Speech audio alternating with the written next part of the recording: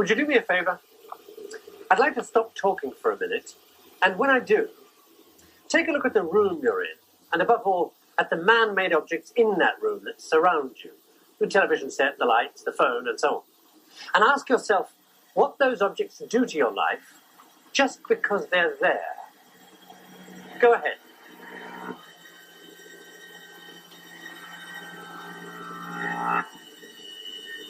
More and more of that technology infiltrates every aspect of our lives. It's become a life support system without which we can't survive. And yet, how much of it do we understand? Do I bother myself with the reality of what happens when I get into a big steel box, press a button, and rise into the sky? Of course I don't.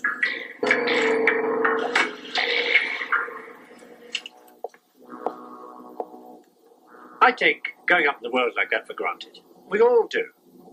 And as the years of the 20th century have gone by, the things we take for granted have multiplied way beyond the ability of any individual to understand in a lifetime. The things around us, the man-made inventions we provide ourselves with, are like a vast network, each part of which is interdependent with all the others.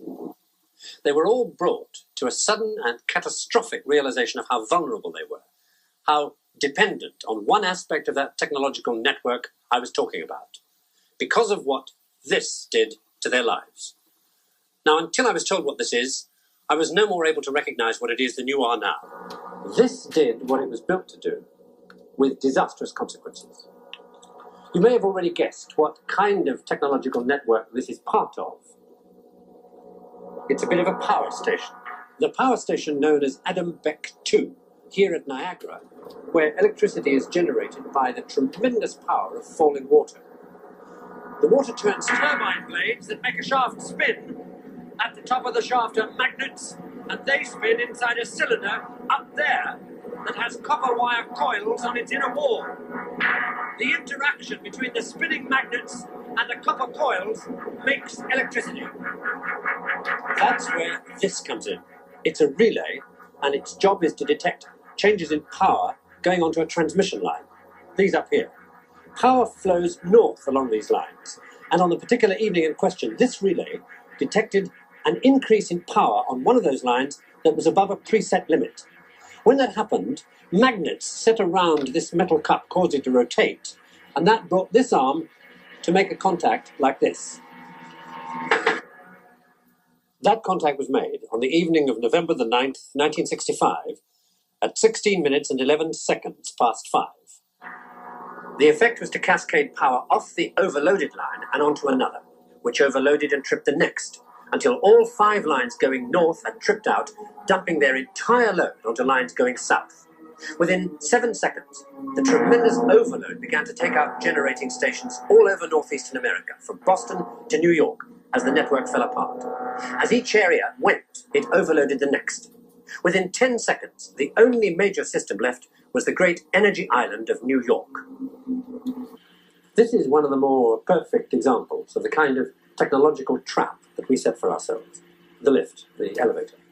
I mean, what is it? It's a steel box with some buttons in it, and maybe a trapdoor for emergencies, but whoever looks that close? Except when this happens, where is it?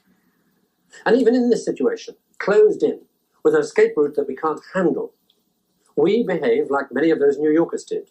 We strike a light, and we look around to see how badly things are.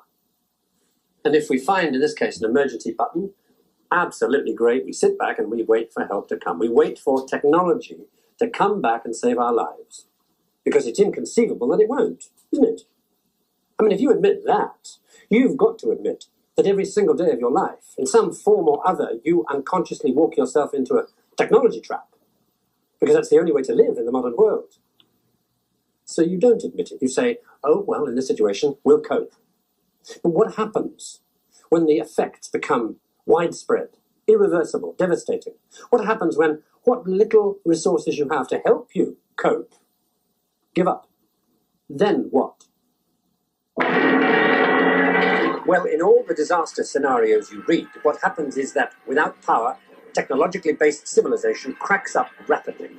Without enough auxiliary power, and most major cities don't have it, organization is impossible. It's every man for himself. Looting and arson follow. And in a city not prepared to be a fortress, supplies run out fast. And however frightening the thought of leaving your technological womb, sooner or later there is nowhere to go but out, away from the danger.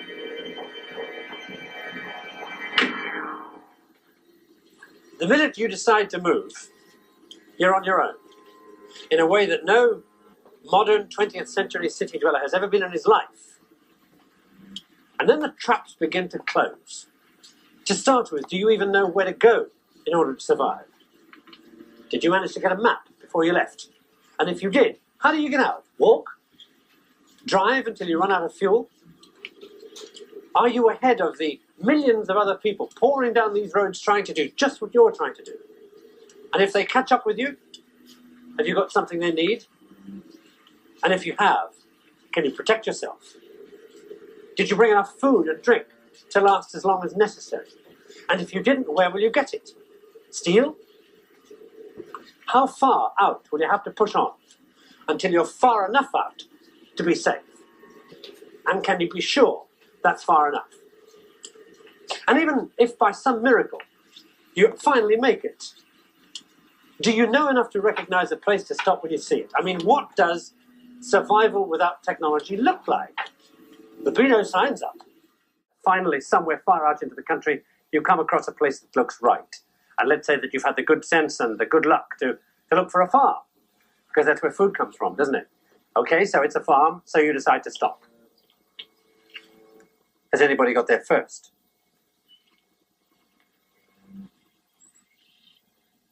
Or are the owners still here? Because you're going to need shelter, and people don't give their homes away. They barricade themselves in.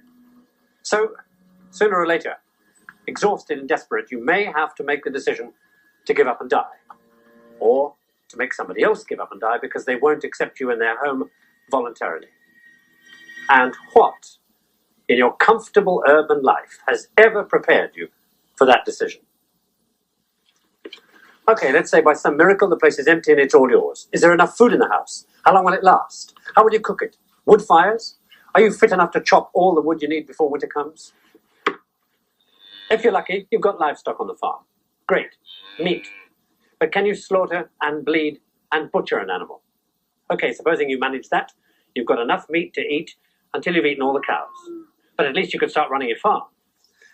But it's a modern farm, remember? It's mechanized. There's a gasoline pump, but it's empty. So you can't use the tractor. What you need is a horse and cart.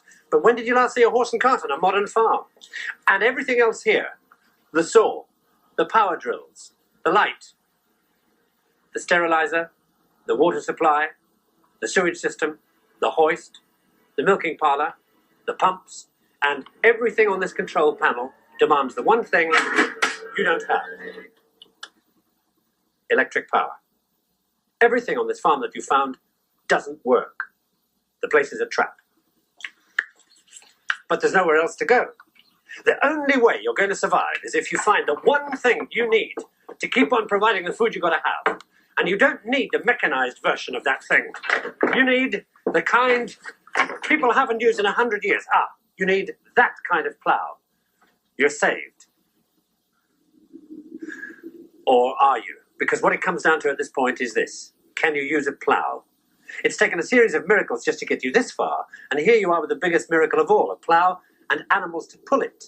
So maybe after a few days of fumbling around with the harnesses and the bits and pieces, you manage to yoke up the oxen and plow the land. And then, and only then, can you say that you have successfully escaped the wreckage of technological civilization and lived off the land and survived, if you know how to use the furrow you plow. I mean, can you tell the difference between an ear of corn and a geranium seed?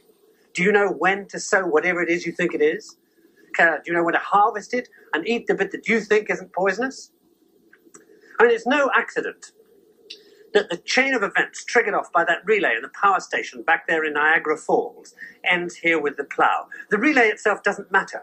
I mean, any one of a million things could fail and cause our complex civilization to collapse for an hour, for a day, however long. Because that's when you find out the extent to which you are reliant on technology and don't even know it. That's when you see that it's so interdependent. You take one thing away and the whole thing falls down, leaves you with nothing. unless you can plough and survive and start the whole process off again from scratch. As a nation, we began by declaring that all men are created equal. We now practically read it, all men are created equal except Negroes. Soon, it will read all men are created equal except Negroes and foreigners and Catholics. When it comes to this, I should prefer emigrating to some country where they make no pretense of loving liberty. To Russia, for instance, where despotism can be taken pure and without the base alloy of hypocrisy. Abraham Lincoln.